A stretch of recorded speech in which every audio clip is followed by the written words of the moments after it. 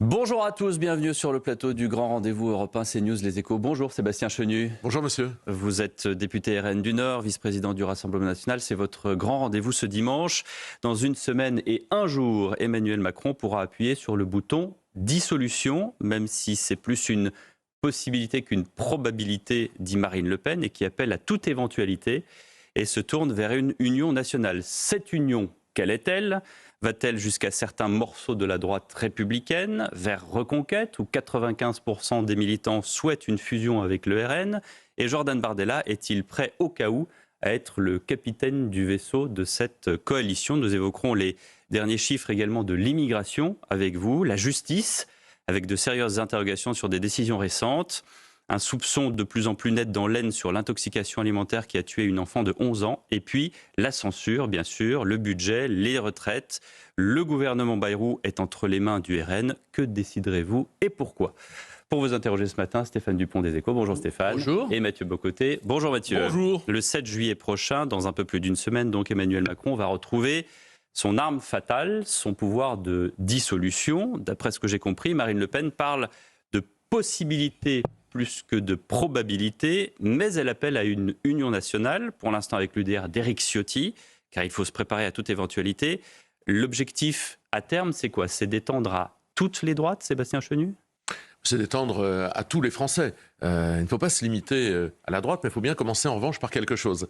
Et c'est là probablement peut-être la subtilité.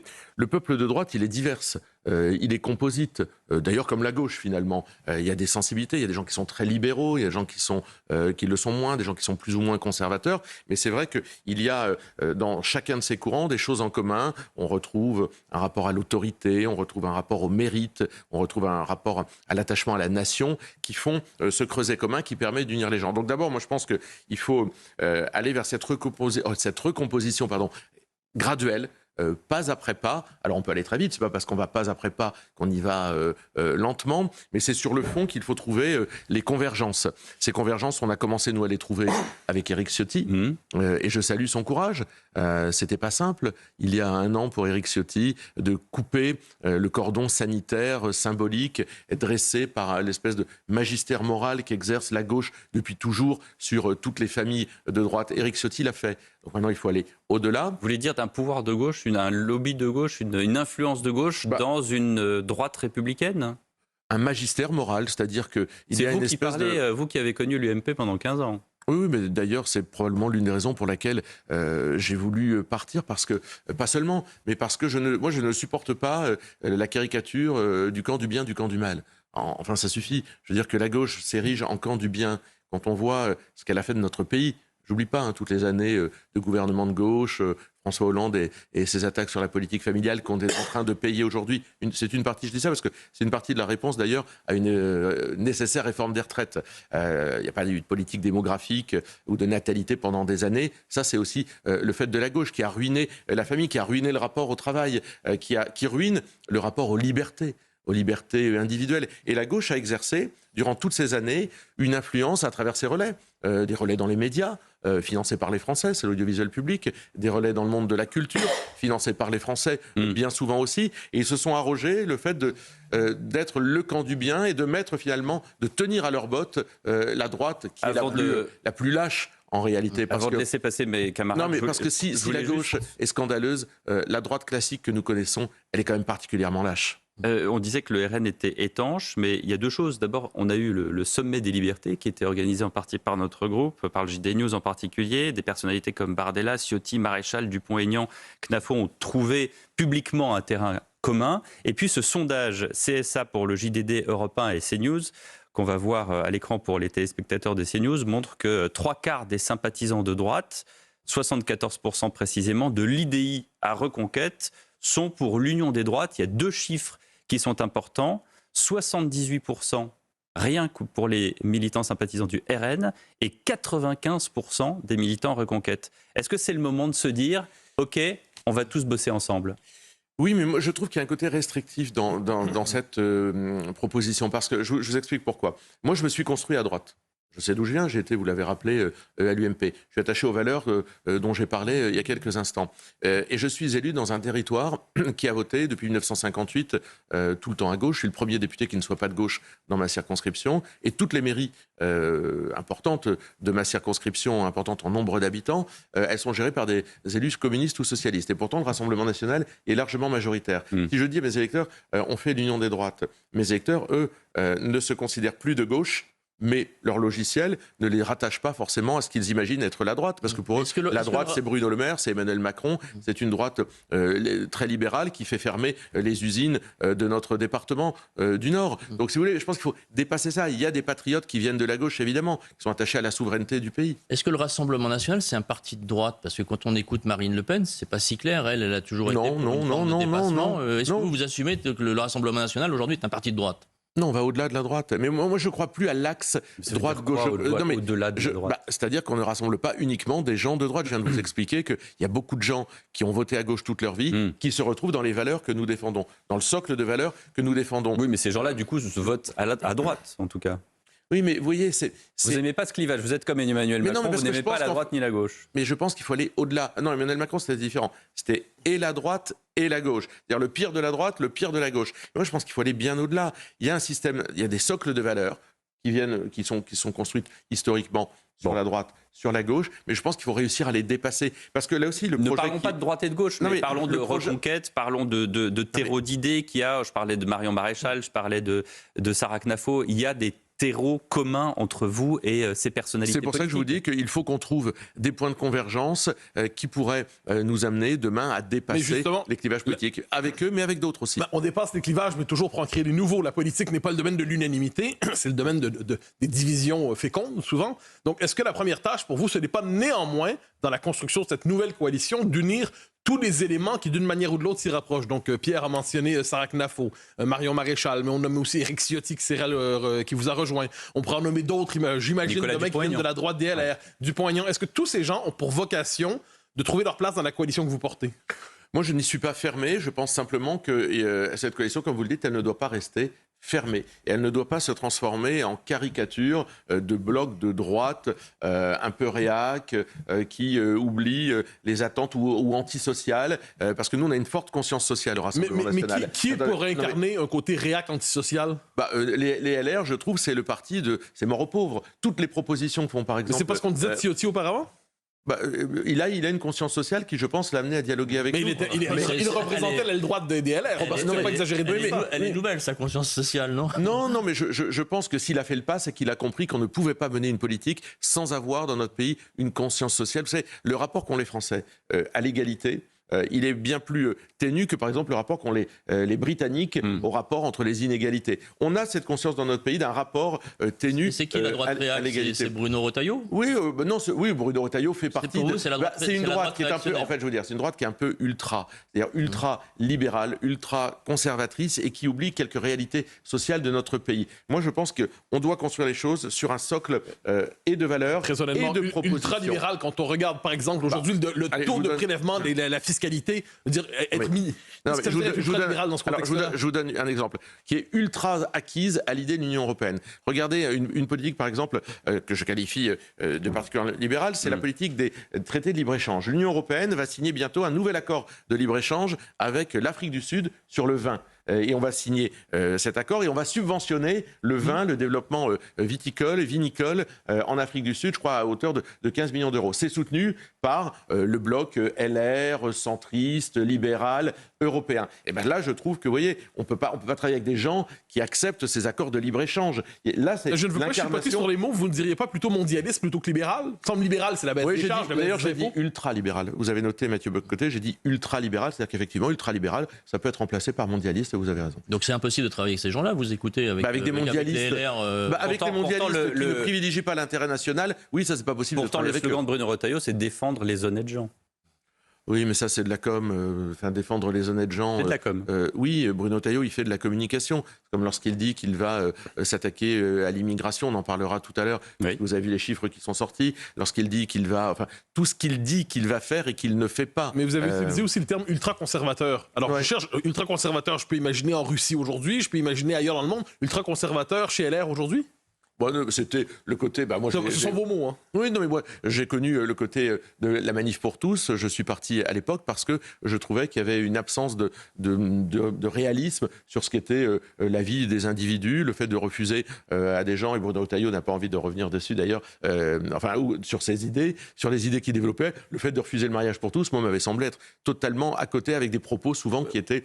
beaucoup de gens au RN s'y opposaient à l'époque. Oui, mais je pense n'est plus dans ce débat-là. Mais oui, mais vous ne vous définissez pas sur un débat d'il y a plus de 10 ans. Non, mais je veux dire, vous voyez bien le rapport qu'on peut avoir aux choses. Quand je dis que nous, on a une conscience sociale qui est probablement plus aboutie, c'est qu'on est à l'écoute.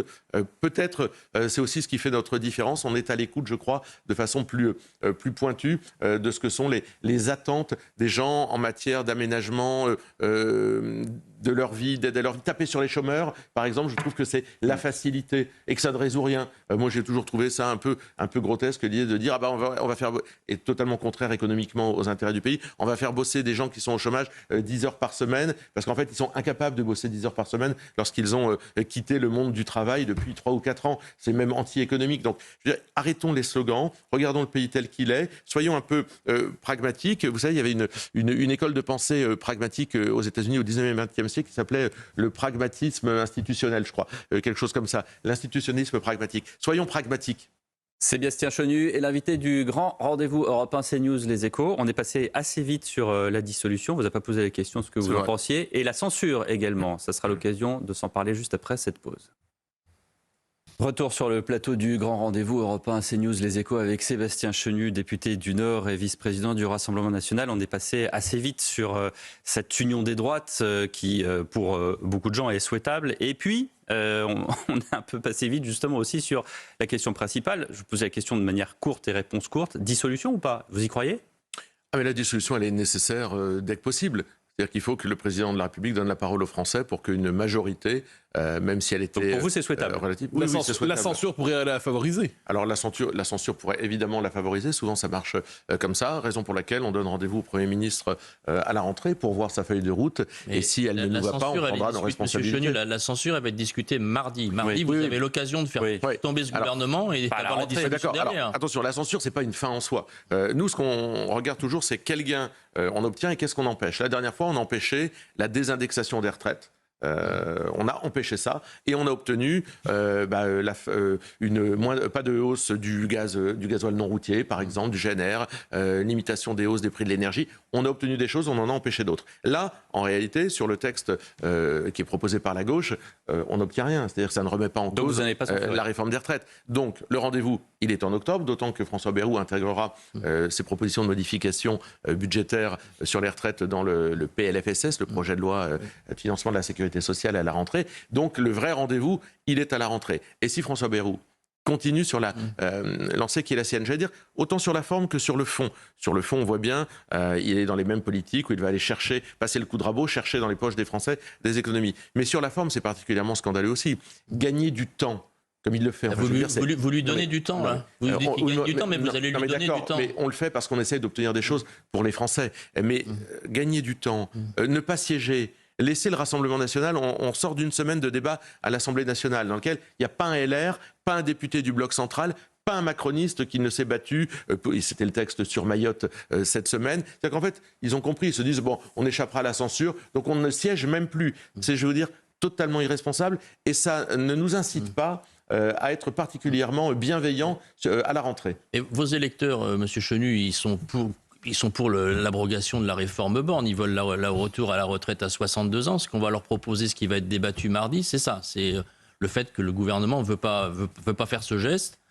Bien qu'il y ait eu une résolution récemment à l'Assemblée nationale très majoritaire pour l'abrogation de la réforme Borne, et vous n'allez pas voter? Non, le texte qui sera débattu, qui est le texte de la motion de censure socialiste, ne permet pas d'abroger la réforme. Que va voter François Hollande, d'ailleurs. Oui, alors il le vote parce que, dit-il lui-même, il est sûr que le RN ne le vote pas. Donc c'est l'hypocrisie absolue, c'est-à-dire que vraiment, ces gens, c'est tout ce que les Français, je crois, ne veulent plus voir. C'est-à-dire que c'est la petite politique politicienne derrière laquelle l'intérêt des Français n'existe pas. pas. Mais le texte qui sera voté ou pas n'empêchera pas l'application de la réforme Macron. Ce qu'on pourrait comprendre, c'est que vous donnez quitus au gouvernement, les 64 ans, c'est bon, maintenant on passe à autre chose. Alors que vos électeurs étaient d'abord... Moi, je me souviens de Marine Le Pen qui voulait une retraite à 60 ans, ensuite ça a été 62. Vos électeurs sont quand même assez, comment dirais-je, ancrés sur le fait des 62. Là, ils n'espèrent plus rien, vos électeurs. Non, la seule fois où on a pu voter à l'Assemblée nationale, c'était sur une proposition du Rassemblement national d'abrogation de la réforme des retraites d'Emmanuel Macron. La gauche n'a pas voté et la gauche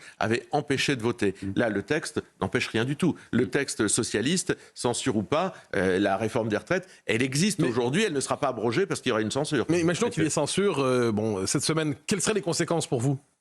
Les conséquences pour nous? Oui. S'il y avait une censure? D'abord, est-ce que le président dissoudrait?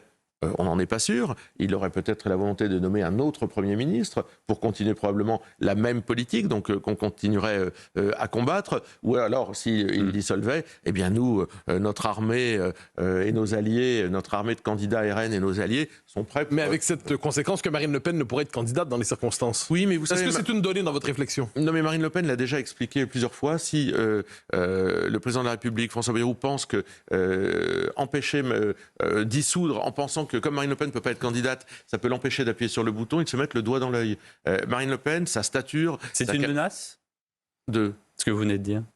Non, c'est pas une menace, c'est un fait. Marine Le Pen, sa stature, sa capacité à parler aux Français, elle dépasse le fait d'être parlementaire. Regardez, Jean-Luc Mélenchon n'est pas parlementaire. Je pense que lorsqu'il prend la parole, on l'entend. On va en parler. Marine Le Pen n'est pas retenue, tenue par un poste de député. Sur un autre sujet, est-ce que vous voterez la réforme de l'audiovisuel public que Rachida Dati présente demain à l'Assemblée nationale? On va attendre de voir. On était plutôt partisans de s'abstenir sur cette réforme parce qu'en fait, je pense qu'on l'a prise par le mauvais bout. C'est-à-dire qu'en fait, on ne définit pas ce que doit être dans un pays comme la France l'audiovisuel public, comment il doit être financé, mais on crée un mécano. Alors peut-être que ce mécano, il peut avoir une utilité, créer un groupe plus solide, plus important. D'accord, mais pour faire quoi? Et comment on le finance? Donc voilà, c'est un travail qui n'est pas très abouti, pour être très honnête. Mais justement, l'audiovisuel public, parlons-en concrètement. Vous avez probablement vu il y a une dizaine de jours l'émission sur France 2, Sommes-nous tous racistes? Qui était globalement, est-ce que les Français sont racistes et les Blancs en particulier? Est-ce que quand vous êtes devant ça, est-ce que pour vous c'est le travail de l'audiovisuel public ou est-ce qu'on n'est pas simplement devant la propagande? Non, mais on sait très bien qu'il y a une inclinaison, un tropisme dans l'audiovisuel public pour toujours présenter les choses sous le même angle. C'est-à-dire culpabiliser les Français, dire que la France est trop petite, la France est raciste, la France n'est jamais ce qu'il faut demander pardon. C'est toujours le même angle et toujours financé par le contribuable. Ça pose un problème. Est-ce que vous êtes toujours pour la privatisation du pôle public, l'entièrement, la privatisation intégrale? Je suis d'abord pour qu'on définisse ce que doit être un pôle public de l'audiovisuel dans notre pays. Il peut y avoir du sens à ce que, notamment la voix des régions. Voyez-vous, moi je trouve que la voix des régions, ça peut être intéressant et il faut le définir avant de... et ensuite, la privatisation, oui, parce qu'à l'heure d'Internet, enfin, si vous voulez trouver de l'opéra, du théâtre, que sais-je, tout le monde en trouve sur tous les réseaux sociaux, parce qu'on nous disait l'audiovisuel public, ça permet l'accès à la culture au plus grand nombre. Aujourd'hui, il n'y a pas besoin d'un audiovisuel public pour ça, qui coûte très cher et qui présente toujours les choses de la même façon, quand il n'est pas carrément, d'ailleurs, en concurrence avec les chaînes privées en termes de programmes. Donc voilà. Et puis, je trouve, et moi ça me heurte, que la présidente de l'audiovisuel public soit nommée à travers l'Arcom, finalement, par le pouvoir. Enfin, qu'est-ce que c'est que si demain nous sommes au pouvoir, est-ce que... vous supprimez l'Arcom? Non, mais donc on utilise les possibilités qui sont les nôtres. Donc on fait nommer par l'Arcom, que nous aurons largement renouvelé, je ne sais pas, Sonia Mabrouk à la tête de Radio France. Je peux vous dire que c'est eux qui vont demander la privatisation de l'audiovisuel public. Vous voyez, tout ça est tellement décalé par rapport aux enjeux du pays. Pourquoi est-ce que vous abstenez sur la holding que veut instaurer Rachida Dati? Vous-même vous dites que ça ne va servir à rien, ça va rajouter une couche de plus. Non, parce que je pense qu'il faut aussi, à un moment, faire converger les rédactions, les structures. Il faut les faire converger. C'est trop disparate. Et d'ailleurs, il faut les faire converger parce que le jour où on voudrait privatiser l'audiovisuel public, il faut quand même trouver quelqu'un pour reprendre derrière. Alors, il faut un outil qui soit quand même un peu cohérent. Au dehors de la ligne éditoriale qui, pour le coup, est très cohérente mais très orientée. Vous parliez de culture, parlons de culture, de patrimoine et d'histoire. Jean-Luc Mélenchon, on le sait, n'en est plus à une surprise près, mais tout de même, lorsqu'il a annoncé que la langue française n'existait plus, qu'on devrait l'appeler la langue créole, qu'est-ce que vous avez pensé de cet épisode ? Non, mais c'est le grand remplacement dans sa version gauchiste, en fait, la créolisation. C'est le fait d'effacer la France, notre histoire, notre culture, notre rapport à l'enracinement, qui est un rapport que Jean-Luc Mélenchon nie. Eh bien, c'est la créalisation, c'est ça. Regardez, il y a eu cette semaine, c'est passé un peu sous les radars, Madame Voynet, députée écolo, vous savez, qui voulait qu'on efface le mot mahorais pour les remplacer par les habitants de Mayotte pour pas stigmatiser les migrants. C'est-à-dire effacer l'identité des Mahorais, effacer l'identité de nos compatriotes de Mayotte qui, de toute façon, déjà en bavent suffisamment, etc. Il faut même les effacer. Ils sont obsédés par l'effacement de tout ce qui a un rapport à l'identité. Et Mme Rousseau, qui devant l'Assemblée nationale a dit qu'il n'y avait plus de Français de souche, reprenant le mantra de Mathieu Kassovitz. Oui, mais tout ça, ça n'a qu'un objectif, toujours le même. Effacer, comme ils ont effacé finalement les frontières, c'est la même logique, ils veulent effacer désormais les identités. Alors, mais de ce point de vue, est-ce qu'il faut clarifier les choses? C'est-à-dire, Jean-Luc Mélenchon dit aujourd'hui, le grand remplacement existe et je m'en revendique et c'est une bonne chose. Et les Français s'y feront. Et diriez-vous de votre côté que le grand remplacement existe, mais vous vous y opposez et ce serait une mauvaise chose? Non, mais moi, je ne crois pas au grand remplacement dans sa version. Mélenchon s'en réclame. Oui, mais bon, il le fait à d'autres dessins, mais je ne crois pas qu'il y ait un plan pour remplacer les populations qui imaginaient. Non, mais il y a aussi un peu une théorie qui, derrière, explique que, évidemment, il y a un plan qui fait qu'on remplacerait. C'est peut-être celle que défend Jean-Luc Mélenchon. Moi, je crois à l'enracinement. Le besoin le plus important de l'âme humaine, c'est l'enracinement. C'était Simone Veil, la philosophe, qui disait ça. Oui, c'est le besoin le plus important, c'est l'enracinement. Donc, je pense que tout ce qui doit renforcer l'enracinement doit être fait. C'est la politique que nous, Mais soyons concrets. Est-ce que vous redoutez un monde où ce qu'on peut appeler les Français de souche au sens large et tous ceux qui se sont assimilés à eux deviendraient minoritaires au terme du présent siècle dans leur propre pays? Non, mais moi, je redoute un monde dans lequel la logique, ce serait l'importation, pour des tas de raisons climatiques, sociales, économiques, du continent africain sur le continent européen. Et je pense que si c'est ça la logique, alors le monde va vers de difficiles jours. Parce que l'idée d'ouvrir des voies d'immigration, qu'elles soient climatiques, après avoir été sociales et économiques, amènera à une déstabilisation totale de l'Europe. Mais y a-t-il des territoires en France où lorsque vous y mettez les pieds, vous avez l'impression de ne plus être en France? Mais il y a des territoires qu'on ne reconnaît plus parce que tous nos repères ont été effacés ou disparaissent. Et c'est le cas d'ailleurs avec la complicité des élus de gauche, mais aussi de droite. L'avantage des élus de gauche, c'est qu'on les voit venir. On sait ce qu'ils font et on sait quelle est leur philosophie. Mais lorsque vous allez dans la région des Hauts-de-France, présidée par Xavier Bertrand, qui a financé le lycée Averroès pendant des années, c'est-à-dire finalement une forme d'effacement aussi de notre rapport aux valeurs républicaines, eh bien vous dites que les élus de droite, l'islamo-droitisme, ça existe aussi. Et bien justement, dans un instant avec vous, Sébastien Chenu, on évoquera les chiffres de l'immigration, certaines décisions de justice qui nous ont paru importantes à relater sur CNews et Europe 1. On revient dans un instant sur CNews et sur Europe 1. Retour sur le plateau du grand rendez-vous Europe 1 CNews, les échos avec Sébastien Chenu, député RN du Nord et vice-président du Rassemblement national. Il y a 3 jours, Sébastien Chenu, le ministère de l'Intérieur publiait les chiffres de l'immigration pour l'année 2024. Voici les chiffres. Plus 16,8% de visas s'établissant donc à 2,9 millions, plus 0,9% de titres de premier séjour établis à 343 024 titres, plus 15,4% de statuts de protection accordés et toujours 157 552 demandes d'asile et de naturalisation. Même si ce chiffre, lui, connaît une baisse, la France est-elle destinée, Sébastien Chenu, à rester une passoire? D'abord, il y a donc 0 effet Retailleau. Je le note parce que je le regrette. C'est les chiffres 2024. Il y a Retailleau et Darmanin avant. En septembre. Il était là. Oui, il est arrivé en septembre, donc à la moitié de l'année. Il y a eu Darmanin. On peut trouver des... mais il n'y a pas d'effet Darmanin, il n'y a pas d'effet Retailleau. En réalité, c'est une hausse continuelle parce que ce sont les mêmes logiques qui s'appliquent. C'est-à-dire c'est-à-dire la logique de l'accueil, tout le monde entre, personne ne sort. Et les chiffres que vous avez notés participent d'un record historique. Moi aussi, je les ai regardés sur le droit d'asile, plus 13,5% en un an, sur les naturalisations, plus 6,5% en un an, avec en plus un focus sur l'Algérie qui est intéressant, puisque l'Algérie, on a renouvelé des titres de séjour là aussi en hausse, on a naturalisé largement plus que les autres années. Donc c'est-à-dire qu'en fait, la fameuse réponse graduée, ça c'est bien Retailleau, la fameuse réponse graduée à l'Algérie, elle a eu pour effet d'accueillir, de naturaliser, de donner des droits du droit d'asile encore plus à un nombre d'Algériens encore plus important que l'année passée. Donc si c'est pas se moquer du monde, alors que je veux bien que M. Retailleau n'ait pas tous les leviers. Non, enfin, il en a quand même merci quelques-uns. de le dire. Oui, mais il en a quand même quelques-uns. Sur les naturalisations, ça dépend quand même de lui. Personne, aucune autorité extérieure indépendante, cour de je ne sais trop quoi, va venir le voir s'il naturalise moins. Or, il a naturalisé plus. Sur le renouvellement des titres de séjour, c'est bien lui. Aucune structure indépendante extérieure européenne ne va venir lui dire eh bien, il pouvait renouveler moins les titres de séjour. Il en a renouvelé davantage. Sur sa capacité à durcir l'asile, c'est lui. Il n'a pas durci l'asile. Donc, si vous voulez, à un moment, il faut arrêter de se moquer du monde. Moi, je veux bien qu'on dise j'ai pas tous les leviers, pleurnicher, faire des grandes déclarations. Je suis pas chaque sûr que semaine ouvrir un dossier. Un moment, moi, je regarde les chiffres tout simplement. Et ces chiffres ne sont pas réjouissants. Et sur les sujets que je viens de souligner devant vous, où Bruno Retailleau, son prédécesseur, tous ses prédécesseurs avaient des marges de manœuvre, ils ont continué les mêmes logiques que leurs prédécesseurs. Donc on a évidemment un problème. Vous dites quoi, avec Retailleau démission Mais en fait, il n'a rien à faire dans ce gouvernement. Voilà ce que je pense fondamentalement. Parce que, je vais vous dire, il pourrait mieux faire dans un autre gouvernement. Probable. Ouais. Mais bien sûr, parce que je ne lui fais pas le procès des convictions. Bien sûr qu'il a des convictions, Bruno Retailleau. Quand je l'entends, je peux me retrouver en accord avec ce qu'il dit. Mais avoir fait croire, pour des raisons politiciennes, c'est-à-dire en fait pour lui, son statut, piquer la place de Wauquiez comme président des LR, etc., qu'il allait changer les choses. Et finalement, c'est assez cynique. Et avoir un agenda politique sur le dos des Français, alors qu'il sait qu'il ne peut pas le faire.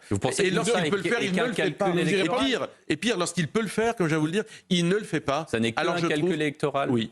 Je trouve que c'est cynique. Il n'a pas essayé de bien faire pour la France. Mais il ne le fait pas. Je viens de vous démontrer qu'il ne le faisait pas. Je vous dis qu'il essaye peut-être. Non, je vais vous dire, naturalisation, renouvellement de titre de séjour, il essaye même pas, il fait l'inverse. Mais la question se pose néanmoins, c'est-à-dire Bruno Retailleau était dans l'opposition, il a la possibilité, il dit je maîtrise pas tout, mais je peux maîtriser un peu de choses à l'intérieur. Pour vous, il n'aurait pas dû exercer ses fonctions? Pour ne rien faire, non. Je vous donne un autre exemple. Nous avons Darmanin, mais pas davantage. Ouais. Mais pas davantage. Mais ils se mettent dans des logiques qui sont des logiques personnelles, de politique et d'ambition personnelle, et ils le font sur le dos des Français. Et ça, c'est inacceptable. Darmanin n'a pas de conviction. Il est assez plastique. Retailleau a des convictions, mais à la fin, c'est le même résultat. Je vous donne un exemple cette semaine qui était intéressant. Nous avons eu ce qu'on appelle une niche parlementaire, c'est-à-dire que c'est un groupe d'opposition qui a le droit de mettre en place un ordre du jour avec des textes à lui qu'il propose à l'Assemblée. C'était Ciotti qui proposait aujourd'hui qu'on mette fin, qu'on rende impossible le fait qu'un étranger avec une OQTF puisse se marier. Vous savez, c'était la polémique de Robert Ménard. Mais j'ai entendu le discours des Républicains. Ils nous ont dit on va voter le texte. Formidable. Il n'y a pas de député des Républicains qui est venu voter le texte. Comment vous l'expliquez ? C'est toujours pareil.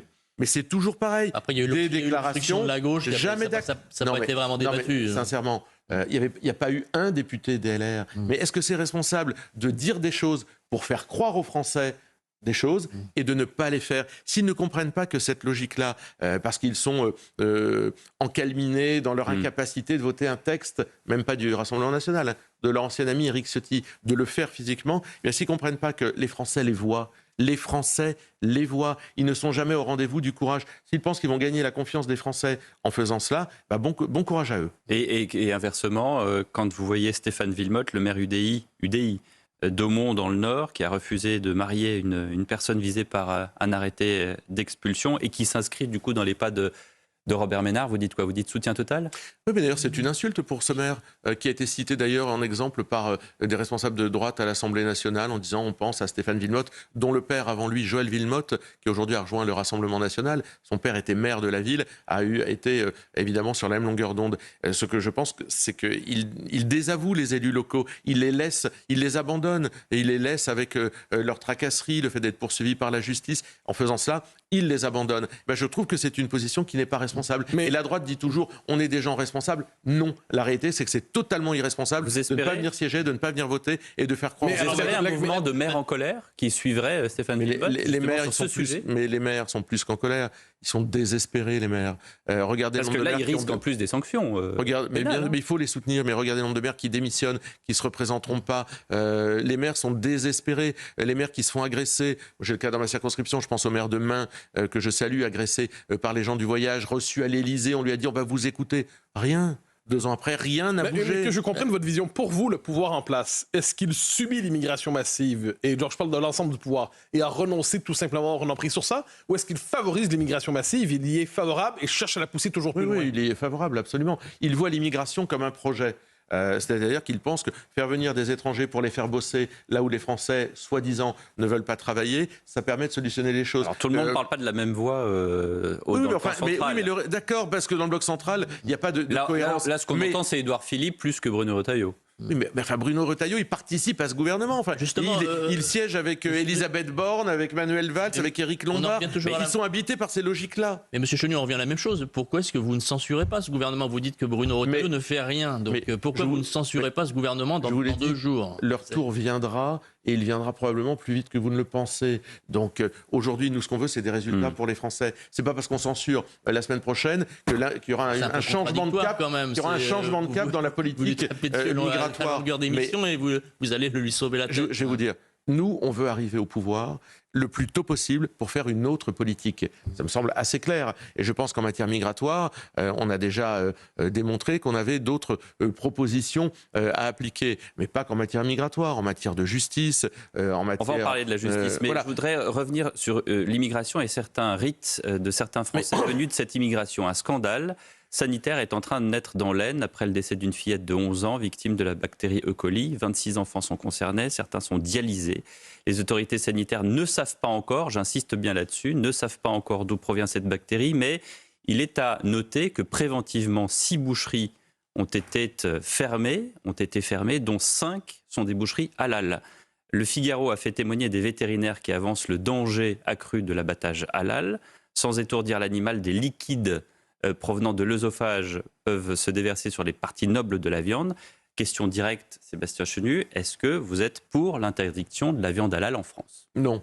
Donc je pense que chacun a le droit de pratiquer sa religion et donc le fait de consommer halal, moi, ne me dérange pas. Donc la question du bien-être animal ne se pose pas ici. Ça, c'est autre chose. Le halal et le bien-être animal, ça va mal ensemble. Oui, non, mais vous savez qu'il y a des techniques d'abattage qui pourraient peut-être être différentes. Mais en tous les cas, l'idée même de pouvoir consommer un aliment selon un rite religieux ne me choque pas. Chacun y a le droit et je pense que c'est notre pays qui le permet. Ça, pas de souci. En revanche, le fait que, comme je le vois dans certaines villes du Nord d'ailleurs, moi je ne suis pas hostile à ce qu'il y ait une boucherie halal dans la ville, etc. Mais quand il n'y a plus que des boucheries halal, évidemment, c'est un déséquilibre manifeste et probablement assez insupportable pour beaucoup. Donc c'est toujours pareil. À quel niveau on met le curseur? La France est un pays qui a beaucoup assimilé, qui a beaucoup accueilli, qui a beaucoup toléré. Et puis à un moment, vous vous rendez compte que une fois qu'on a dit ça, eh bien, quand la porte a été ouverte, elle n'a jamais été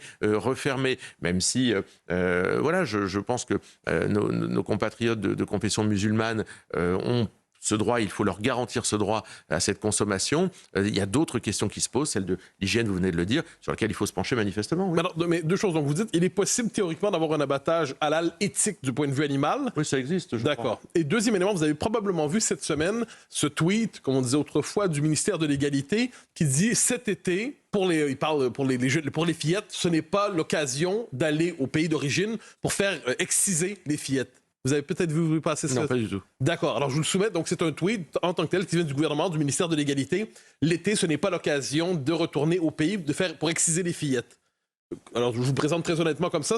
Qu'est-ce que ça vous inspire? Bon, c'est pas un dossier que je connais bien, c'est le dossier qui est suivi chez nous par le député des Bouches-du-Rhône, Emmanuel Taché de la Pagerie. L'excision est interdite en France. L'excision, pour autant, l'excision existe dans notre pays. Je crois qu'on a plusieurs dizaines de milliers de cas d'excision, mais je ne veux pas donner des chiffres que je ne maîtrise pas forcément immédiatement sur votre plateau. Mais enfin, elle existe, elle doit être évidemment combattue fermement, mais elle est surtout liée à quoi, l'excision? Elle est liée à un rapport d'application, à une sorte de forme de charia, parce qu'en fait, c'est la loi islamique, une loi islamique. Donc il y a des gens, des communautés qui, dans notre pays, font primer la loi islamique sur la loi de la République. Et ça doit être combattu. Et ce genre de communication que vous évoquez est très en dessous de ce qu'on doit faire, même particulièrement scandaleuse en réalité. Ça veut dire qu'il y a une facilité à reconnaître, à banaliser l'excision, qui est un immense scandale.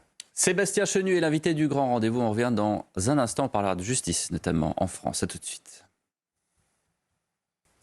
Retour sur le plateau de CNews et d'Europe 1 pour le grand rendez-vous. Dernière partie avec Sébastien Chenu. Il y a un an, lorsque l'Institut CSA interrogeait les Français sur la justice, Sébastien Chenu, 80%, 8 Français sur 10 l'estimaient laxiste. Beaucoup d'entre eux ne comprendront pas l'issue judiciaire de certaines affaires, dont 2 en particulier que nous avons cette semaine relayées sur CNews et sur Europe 1. La première, c'est l'affaire Gervaise. On apprenait que Mohamed L, aujourd'hui 25 ans, qui avait tué sauvagement d'une dizaine de coups de couteau Alban Gervaise à Marseille, sous les yeux de sa fillette de 20 mois, à la sortie d'une école catholique où il venait chercher ses aînés. Cet homme n'irait pas en prison, mais en hôpital psychiatrique sans date de sortie arrêtée. Ça peut être 6 mois, ça peut être 1 an, ça peut être 20 ans. Parce qu'au moment des faits, les experts ont conclu à une évolution du discernement. Ça, c'est la première affaire. La seconde, et vous avez peut-être vu l'interview exclusive sur CNews et sur Europe 1 de Laurence Ferrari avec la maman d'Elias, 15 ans, tué Paris à coups de machette, avec les zones d'ombre qu'il y a eu dans cette affaire et surtout la façon dont certains médias, et notamment le service public, ont détourné les mots. Ils n'ont pas utilisé le mot machette, ils ont utilisé le couteau. Ils ont dit qu'au début, il ne voulait pas donner son téléphone portable. En fait, il avait donné son téléphone portable. C'était juste ad hominem, cette attaque. Que représente aujourd'hui, aux yeux des Français, la justice, et à vous, Sébastien Chenu?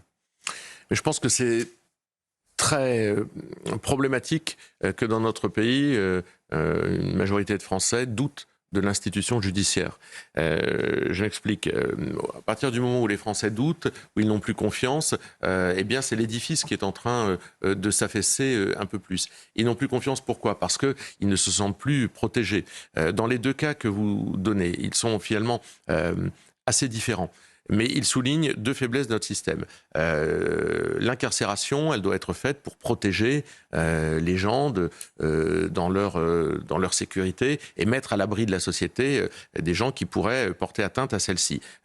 Qu'il y ait des gens qui aient des troubles psychiatriques, c'est une évidence, et leur incarcération est nécessaire, mais probablement pas dans les prisons telles que nous les connaissons. D'abord, ils occupent des places qu'ils ne devraient pas occuper, qui devraient être réservées à des gens qu'on n'incarcère pas aujourd'hui. Je vous rappelle que 40% des peines de prison ferme ne sont pas effectuées de façon physique, c'est-à-dire ce sont des aménagements de peine. Donc si on enferme des gens qui ont des problèmes psychiatriques à la place de gens qui n'en ont pas, on utilise ces places à mauvais escient. On devrait donc développer une culture du traitement et de l'enfermement psychiatrique et de la santé mentale, qui, je le rappelle, était une priorité du gouvernement, mais je n'ai pas vu grand-chose. Gouvernement Barnier. Du gouvernement Barnier, pardon, mais je n'ai pas vu grand-chose, ça n'a pas été repris, ça n'a pas été suivi des faits. Donc on a un grand vide sur la santé mentale, la psychiatrie, l'enfermement psychiatrique. Mais là, il y a un doute sur le discernement, c'est-à-dire qu'il y a un doute sur l'expertise judiciaire de ce cas précis. Ça, j'entre pas dedans, je ne le connais pas, je connais pas la question, est-ce que vous faites confiance à la justice aujourd'hui? Mais moi, je veux faire confiance à la justice. C'est pas la question. Si, je fais confiance à l'institution. Je veux que les gens soient heureux, je veux que la vie soit belle. Mais est-ce que vous faites confiance à la justice en France? Alors je veux dire, oui, je fais confiance à la justice. Moi, je suis fils d'une fonctionnaire de justice. Ma mère était greffier dans un tribunal à Beauvais en province pendant sa vie professionnelle. Et le monde de la justice, animé par ce que j'appelle le petit peuple de la justice, les greffiers, les agents, etc., sont des gens particulièrement dévoués à l'institution. C'est une réponse habile, mais vous la tiennent debout. En revanche, je pense qu'effectivement, il y a un problème de formation des magistrats. Je pense qu'aujourd'hui, il faut revoir la formation des magistrats, l'oxygéner, l'ouvrir. Mais ils sont formés, le syndicat de la magistrature, ils sont formés et orientés. Est-ce qu'il faudrait, par exemple, est-ce qu'il faut changer leur dogme? Il faut interdire la syndicalisation des magistrats. Ça ne les empêchera pas de penser à titre personnel. C'est pour ça que je vous dis que de l'autre côté, il faut changer la formation, l'ouvrir, revenir à des choses qui permettent par exemple à des avocats de devenir magistrats, pas qu'à des avocats d'ailleurs, mais on ne peut plus en tous les cas continuer avec une justice qui soit, si ce n'est déconnectée, parce que je ne pense pas très déconnectée, mais qui en partie seulement, est orienté par des gens qui sont des militants. On devrait interdire effectivement que les magistrats puissent se syndiquer. Moi, ça me semble être une Sébastien, ça existe dans d'autres corps d'État. Sébastien Chenu, dans Valeurs Actuelles cette semaine, Marine Le Pen demande à Jordan Bardella de, je cite, intégrer la possibilité qu'ils doivent reprendre le flambeau, car elle a, je cite, intégré l'hypothèse qu'elle ne puisse pas se représenter en raison de l'échéance judiciaire dont on ne connaît pas encore à date l'issue. On a compris que cette campagne sera, quoi qu'il en soit, menée en duo. Mais pour vous, Sébastien Chenu, qu'est-ce que ça change, que ce soit Marine Le Pen ou Jordan Bardella? Je l'ai dit tout à l'heure, nous, ce qu'on souhaite, c'est que nos idées arrivent au pouvoir. Nos idées, elles nous dépassent, elles dépassent les individus. Marine Le Pen et Jordan Bardella ne sont pas interchangeables, ce ne sont pas les mêmes personnes. ils n'ont pas la même expérience, ils n'ont pas la même vie, ils n'ont pas le même âge. Bon, enfin voilà. Donc ils ne sont pas interchangeables. Non, ils sont différents. C'est une force d'avoir 30 ans. Moi, je trouve c'est plutôt un sacré avantage d'avoir 30 ans dans la vie. Mais Marine Le Pen, elle a une expérience qu'on n'a pas quand on a 30 ans. Et quand on a 30 ans, on a probablement une capacité aussi de séduction et de capacité à parler à d'autres générations qui est peut-être plus forte. Donc, ils ont des forces et des faiblesses très différentes. Mais ce qu'on veut, c'est que nos idées arrivent au pouvoir. Donc, pour ça, il faut se préparer. Sébastien Chenu, si Marine Le Pen est condamnée en appel l'été prochain, c'est une possibilité. Vous pensez qu'elle peut mener campagne aux côtés de Jordan Bardella une fois qu'elle aura été condamnée? C'est possible? Alors, ce n'est pas une possibilité, ce serait un scandale. Un scandale démocratique, car vous l'avez vu, les motivations de l'exécution provisoire sont purement politiques. Quand on parle on dit, il faut pas que, quand le juge dit, il ne faut pas que Marine Le Pen puisse être candidate à la présidentielle parce que ce serait un trouble à l'ordre public démocratique, ça n'existe pas dans nos codes, ce terme, ça n'existe pas. Donc c'est juste une motivation politique pour empêcher Marine Le Pen d'être candidate, et ce serait vécu, je crois, comme une grande injustice par les Français. Donc c'est pas un abus de justice sur le coup? Ce serait, on est en appel. Donc Marine Le Pen est présumée innocente. Alors, pardon conditionnel. Si Marine Le Pen était empêchée de se présenter, feriez-vous encore confiance à la justice? Ce serait un scandale qui ébranlerait ma confiance, effectivement. Ce serait un scandale qui ébranlerait. Donc elle est d'abord un peu ébranlée par le premier jugement et ce sera très ébranlé par l'appel. Si ça mais l'appel, justement, ça permet, la deuxième juridiction, ça permet de corriger une première juridiction parce que ça a pu être mal motivé, mal défendu, que sais-je, ou parce que la décision a une coloration politique. Donc moi, je suis assez serein là-dessus. En revanche, évidemment, ça nécessite de se préparer. Si Marine Le Pen n'était pas candidate, je n'ai aucun doute sur le fait qu'elle ferait campagne. Nous aurions besoin d'elle pour faire triompher nos idées. Elle est aujourd'hui celle qui est la plus solidement expérimentée pour porter ses idées et les faire triompher et gouverner et présider le pays. Donc notre schéma, c'est toujours le même. Marine Le Pen à l'Élysée, Jordan Bardella à Matignon. Mais comme nous sommes comme en économie des gens pragmatiques... si elle est condamnée. Donc je ne crois pas que Marine Le Pen ait envie de devenir Premier ministre, mais en revanche, elle participera, Marine Le Pen n'est pas une femme à se taire, elle participera à l'immense travail de redressement du pays à la place qui sera la sienne. Alors, vous parlez de l'expérience, vous dites la jeunesse, l'expérience. Il y a un autre visage de l'expérience qui a surgi dans l'actualité ces derniers temps, c'est la candidature dont on parle de plus en plus de Dominique de Villepin. Je suis curieux de savoir, qu'est-ce qu'elle vous inspire? Pas grand-chose, parce que le discours de Dominique de Villepin, dont je trouve qu'il a quand même une espèce des relents de discours de Jean-Luc Mélenchon, en tous les cas, on l'a vu sur l'International, est gênant. Moi, je ne crois pas qu'il y ait eu de demande.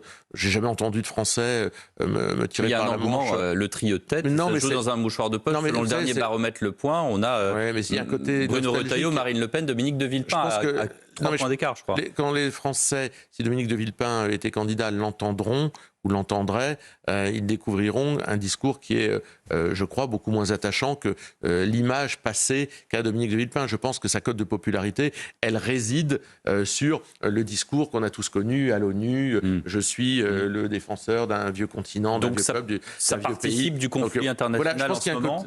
Je pense qu'il y a un côté nostalgique de Dominique de Villepin. Mais quand on va l'entendre, quand on va le découvrir, s'il est candidat, la nostalgie s'effacera parce qu'on sera effrayé par ce que raconte aujourd'hui Dominique de Villepin, qui est absolument effrayant et qui, sincèrement, ne peut pas être une réponse aux enjeux. Mais est-ce que pour vous, c'est une forme de mélenchonisme de droite? Il y a un petit peu de ça, oui, il y a quelque chose. Enfin, il y a le tropisme, non, mais il y a toujours eu un tropisme. Oui. Et Le Point a retrouvé une photo Mélenchon, Villepin, à droite, il existe. L'un à côté de l'autre d'ailleurs. Je voudrais qu'on termine cette émission, Sébastien Chenu, avec une pensée pour Boualem Sansal. Mardi ou mercredi, la justice algérienne devrait prendre une décision sur le réquisitoire de 10 ans de prison qu'il s'est vu prononcer. Son comité de soutien espère une grâce présidentielle qui pourrait intervenir le 5 juillet, samedi prochain. Et vous, qu'espérez-vous ? J'espère évidemment la même chose. Je regrette qu'on soit dans une position où on ne tienne pas un discours qui soit un peu plus offensif. On a l'impression qu'on attend de façon passive la décision de l'Algérie pour l'un de nos compatriotes qui n'a rien fait. Qui est enfermé sans avoir rien fait, qui a écrit, qui a dénoncé, qui n'est coupable. Avec clairvoyance, qui a dénoncé le régime algérien. Il est franco-algérien, mais donc ça veut dire qu'il est français.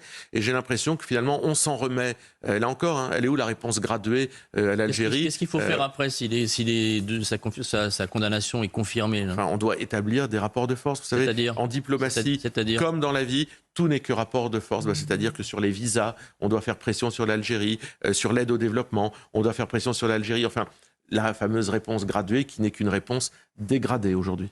Donc le discours de M. Barrot, qui est calme avec l'Algérie, n'est pas selon vous adapté. M. Barrot, M. Retailleau, tous ces gens. Vous mettez acceptent... Retailleau et Barrot dans le même sac? M. Retailleau, c'est lui qui a parlé aussi beaucoup de réponses graduées, etc. Et qui a la possibilité d'agir sur les visas. Voilà, je pense qu'on attend un peu de fermeté. Boualem Sansal est en train de s'abîmer dans les geôles algériennes. Et finalement, on a le sentiment que le gouvernement français reste très passif. C'est quand même un scandale absolu. Merci beaucoup Sébastien Chenu d'avoir été l'invité du grand rendez-vous Europe 1 CNews Les Échos. Très bon dimanche sur nos 2 antennes.